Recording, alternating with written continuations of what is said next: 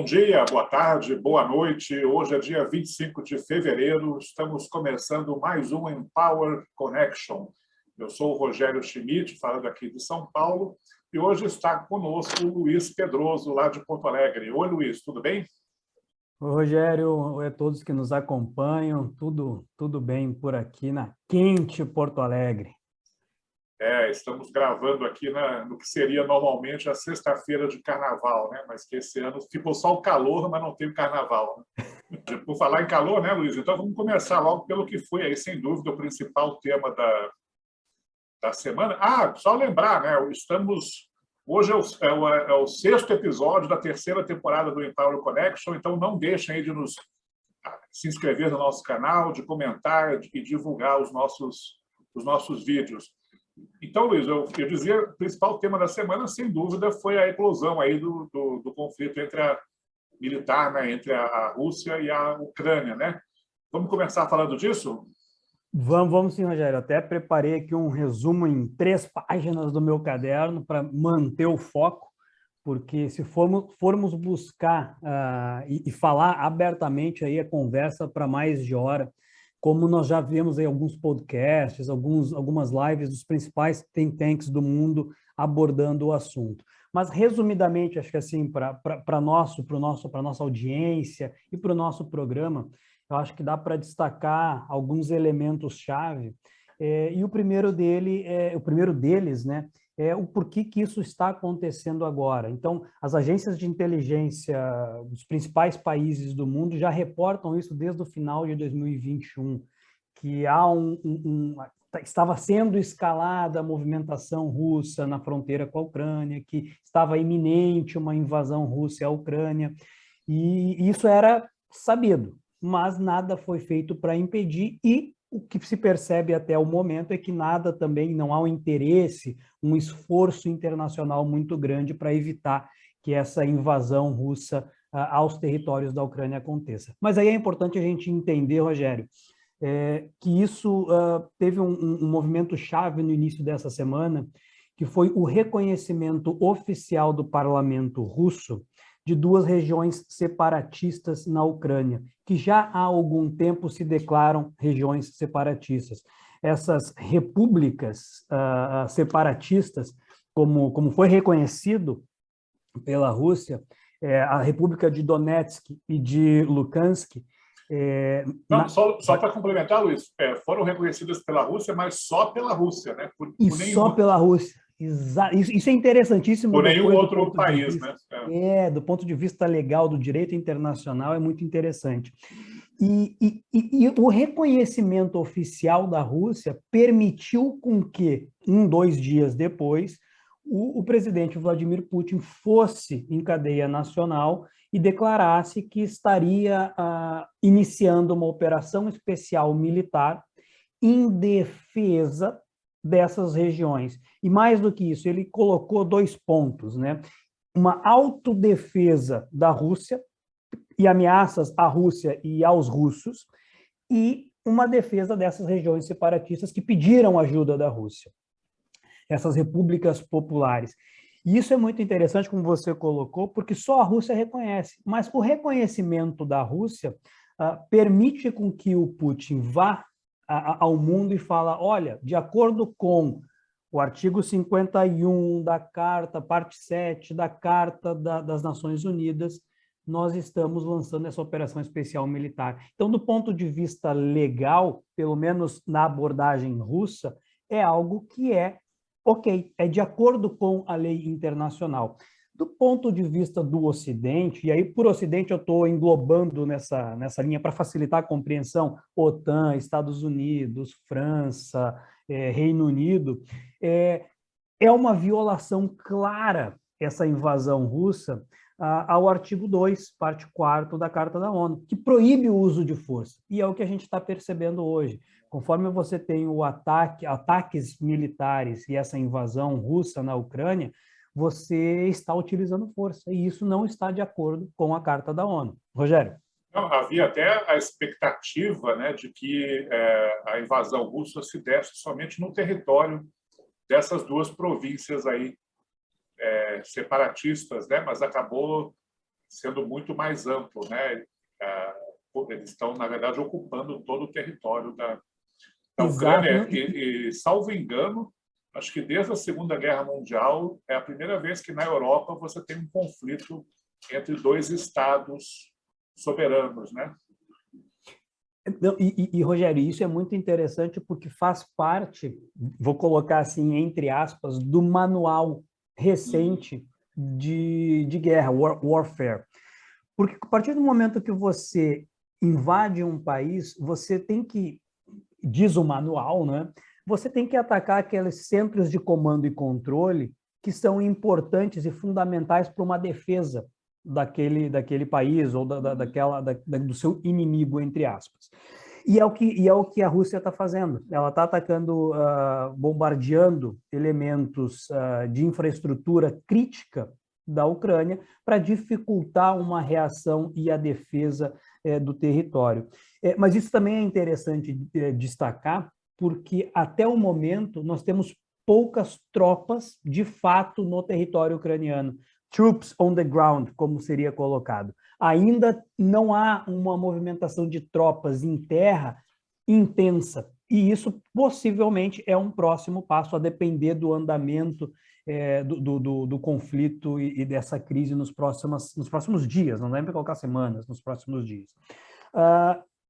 E aí eu vou trazendo já, Rogério, já avançando um pouquinho, de algumas das consequências legais, o que isso pode acontecer nos próximos dias, que nos interessam.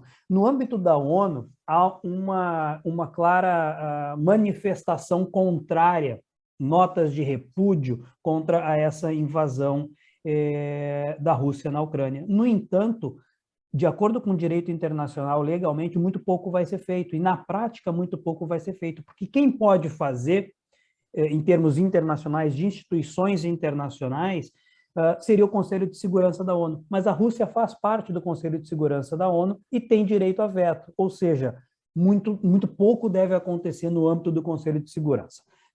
Tira do Conselho de Segurança, joga para o âmbito da Assembleia Geral. Também muito pouco vai acontecer, porque a Assembleia Geral da ONU ela não tem o poder de autorizar o uso de força. Isso quem tem é o Conselho de Segurança. Em dezembro de 2021, a Assembleia Geral determinou que a Rússia deveria desocupar iminentemente e imediatamente, incondicionalmente, desculpa, não é iminentemente, imediata e incondicionalmente, a Crimeia. Nada foi feito, porque eles não têm o poder de autorizar o uso da força ou até do envio de peacekeepers, por exemplo, para a Ucrânia. E as instituições internacionais, elas muito pouco oferecem nesse momento, porque não tem poder de atuação de acordo com o direito internacional. E não há um interesse, que eu coloquei ali no início, muito forte atualmente, tanto da OTAN quanto dos Estados Unidos, de entrarem no conflito, de enviarem tropas, de participarem, de defenderem os interesses ucranianos. A OTAN já disse, a Ucrânia não faz parte da OTAN, portanto, não defenderemos. Os Estados Unidos disse, olha, vamos ter algumas sanções econômicas, está aumentando as sanções econômicas. Mas a Rússia é muito resiliente domesticamente, então não trazem, essas sanções não trazem um efeito muito grave à economia russa num primeiro momento.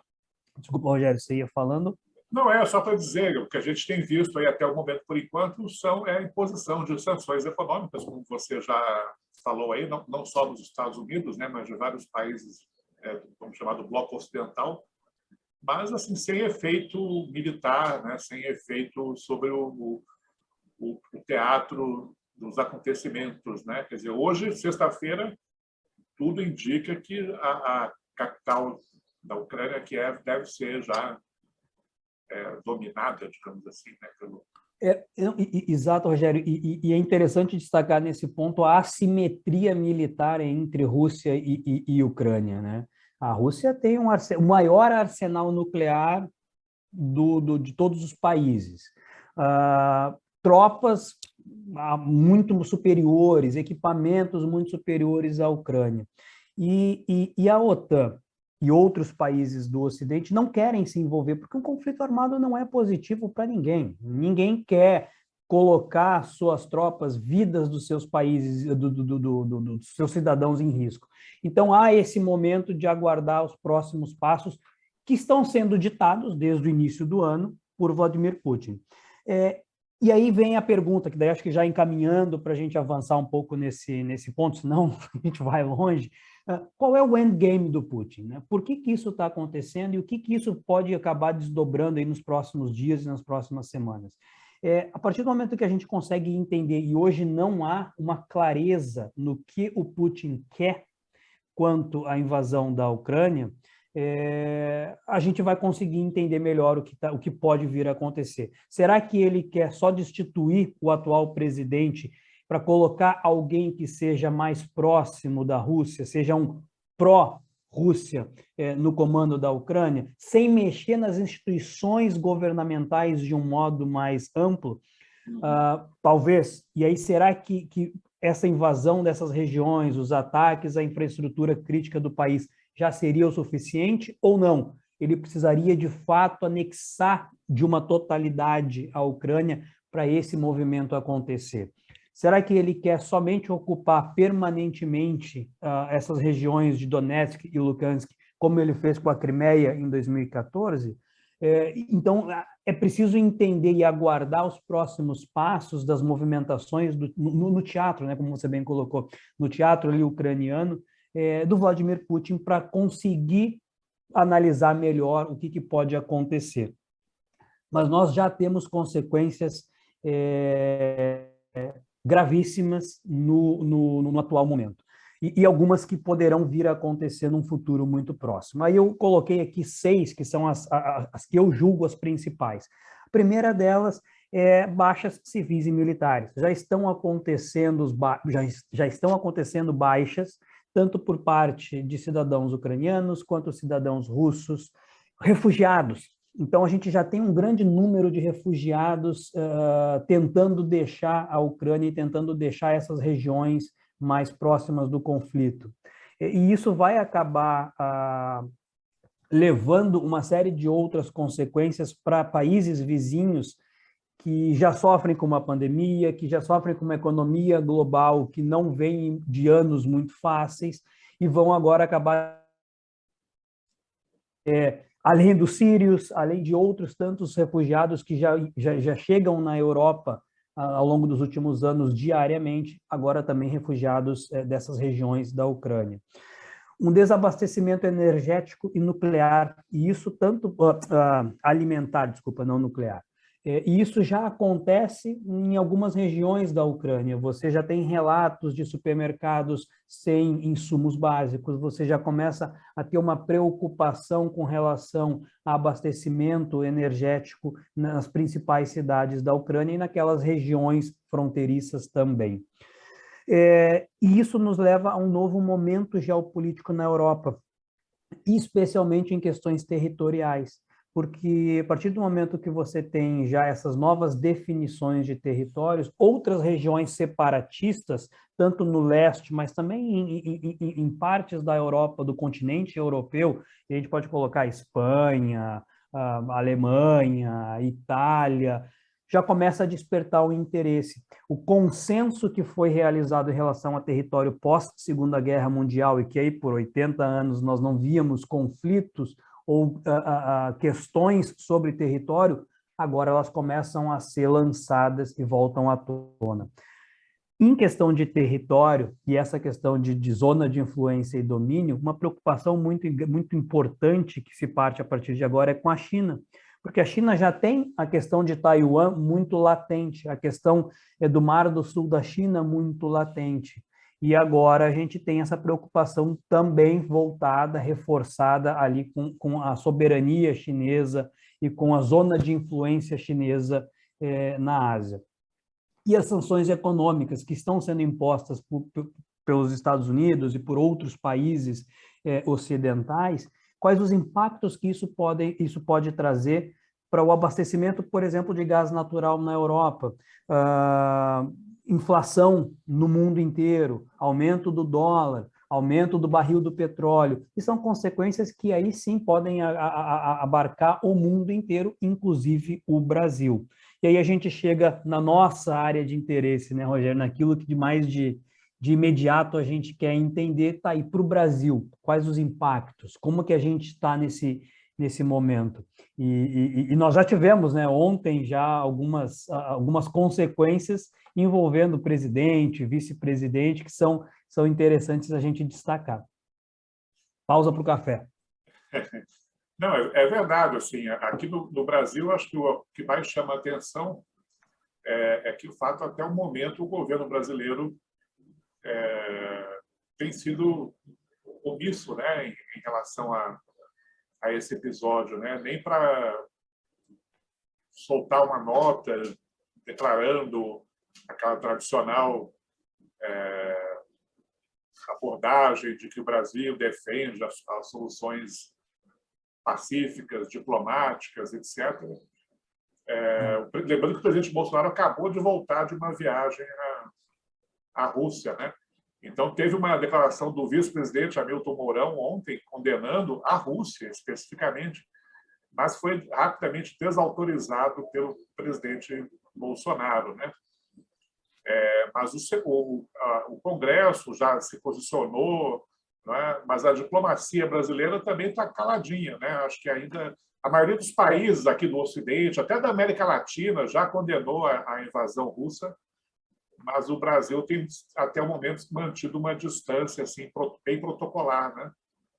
Não, exato. O MRE lançou uma nota pedindo a suspensão das hostilidades, né, na Rússia e na Ucrânia, usou uma linguagem muito simbólica em relação a isso, mas não há um movimento ou manifestações mais enfáticas.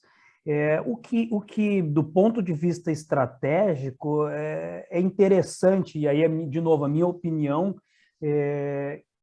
do ponto de vista do governo federal, de aguardar e entender quais são as oportunidades, quais são os riscos que envolvem qualquer manifestação ou em defesa das movimentações russas dentro da Ucrânia, quanto aquelas de condenar as invasões, né, a invasão e as movimentações russas na Ucrânia.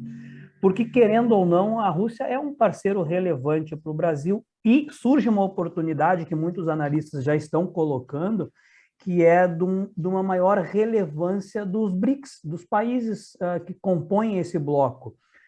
Rússia, China, Brasil, de assumirem uma postura um tanto quanto mais relevante no plano internacional do que aquelas que assumiam ou que assumiram nas últimas décadas. Então, esse momento de não manifestação, ele pode também ser interpretado como uma prudência cautelar interessante do ponto de vista do Brasil, para aguardar para ver aquilo que vai acontecer, como se vai desenrolar, inclusive porque as instituições internacionais pouco produzem no momento.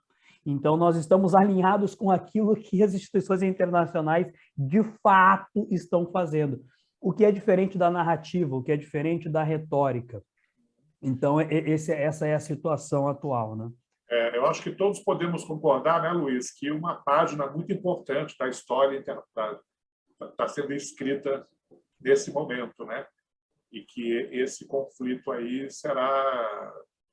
ficará, né? Acho que nos livros de história, vamos ver o balanço que a história fará desse episódio, né? Assim, o mundo mudou, né? Isso eu acho que é algo que todo mundo já tem destacado, né? Quer dizer, um divisor de águas, né? Bom, aqui no Brasil também, só para a gente complementar, né? Houve também alguns fatos políticos importantes essa semana, né?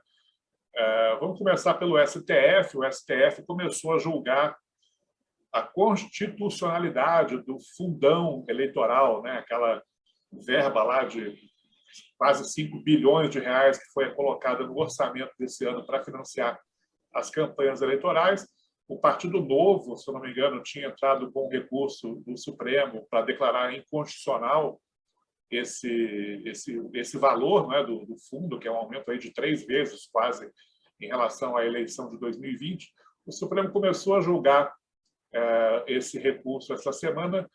O julgamento vai continuar, mas já está 5-1 pela manutenção do fundo eleitoral que está em vigor aí, aprovado no Congresso e sancionado pelo presidente da República, né? Ou seja, falta só um voto a mais para confirmar que o fundão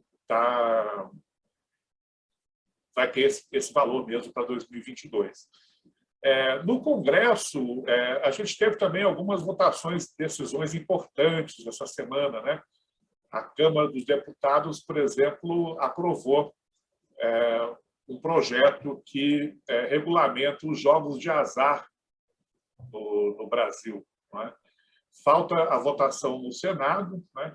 Mas esse projeto, eu acho que ele tem um aspecto interessante, que a bancada evangélica é radicalmente contra, né? A legalização de cassino, jogo do bicho, bingos, essas sites de apostas, enfim. E o presidente Bolsonaro quer agradar os evangélicos, porque os evangélicos são a sua principal base de apoio eleitoral, né? O presidente Bolsonaro tem declarado que vai vetar esse projeto, caso ele seja realmente passe também no Senado, né? Então, vamos ficar de olho aí, não pelo tema em si, mas por ter esse potencial aí de conflito entre uma das principais bases de sustentação política do atual presidente, né? Lembrando que, mesmo que o presidente venha a vetar o projeto, o Congresso tem o poder de derrubar o veto, né? E no Senado, lembrando que o governo está sem líder no Senado, né? Então, nesse momento, você tem um risco lá do Senado começar a votar coisas que não são muito de interesse do governo, né? Então, o Senado, por exemplo, adiou para a semana, para depois do Carnaval, a votação daqueles projetos aí de regulamentação, de redução do preço dos combustíveis, né? Agora, com a eclosão da guerra e com esse risco aí de aumento dos valores dos combustíveis, né, no mercado internacional, esse tema voltou a ganhar relevância, né? Então, acho que logo depois do Carnaval, o Senado deve votar. São dois projetos que tentam fazer isso. Um, que eu acho que é o projeto que o mercado financeiro vê com melhores olhos, é o que cria o Fundo de Estabilização de Preços dos Combustíveis. E um segundo é que unifica a alíquota do ICMS entre os estados. Esse segundo, acho que o mercado já vê com olhos mais preocupados, né? Mas essa votação estava pautada para essa semana e ficou para depois do Carnaval. Essa semana, como já era esperado, foi lido na CCJ do Senado o relatório da reforma tributária. Não foi votado ainda, mas é um tema importante. Seria uma boa surpresa caso esse tema venha a avançar no Congresso esse ano, né? E algo que a gente vem comentando já, acho que desde essas primeiras edições do Empower Connection, reforma tributária, e vai seguindo. Teoricamente, por estarmos no ano eleitoral, esse não é um ano muito propício para grandes reformas, né? Mas, enfim, pode ter por isso que eu falei essa boa surpresa aí da reforma tributária. Vamos esperar para ver. E essa semana saíram já duas pesquisas de opinião pública aí sobre a eleição, sobre o governo Bolsonaro. Essas pesquisas, elas confirmam aquilo que a gente vem comentando aqui nos nossos últimos programas, que é uma discreta tendência de aumento da intenção de voto do presidente Bolsonaro e uma discreta tendência também de melhora dos seus índices de popularidade, não é? Por enquanto, nada que modifique o cenário aí eleitoral como um todo, quer dizer, o ex-presidente Lula continua sendo o favorito, né, em todas as simulações aí de intenção de voto, mas mostra que o presidente Bolsonaro tem conseguido recuperar, né, parte da popularidade que vinha perdendo aí desde a pandemia, né? Então, é importante ficar de olho nesses números de pesquisas. Vai sair mais uma pesquisa hoje, de tarde, acho que vai sair uma na quarta-feira de cinzas. É importante olhar para esses números aí, porque eles podem mostrar, né, se esse cenário eleitoral que a gente tem hoje ele é sustentável ou não. Eu acho que é isso. Esses são os temas aí que da política doméstica, né? Mas como aqui também acho que está. Já vou até dar o meu destaque para a semana que vem, Luiz. Semana que vem é o Carnaval, né? Vai ser uma semana mais curta, né? Mas acho que, sem dúvida, o meu destaque, vamos ver como que a evolução dos acontecimentos lá no leste europeu vai repercutir aqui no Brasil, né? E na correlação de forças internas, né? O que é que você chama a atenção aí para a semana que vem, Luiz? Eu acho que não tem como ser muito diferente disso, né, Rogério? Aguardar para ver o que no leste europeu ali em relação à Rússia, à Ucrânia, a posição de outros países, as sanções, China, e como que essas esferas de influência vão se movimentar, né? Então, é um teatro de operações que está sendo constantemente mobilizado e em movimento. Então, ficar de olho, continuar de olho nisso.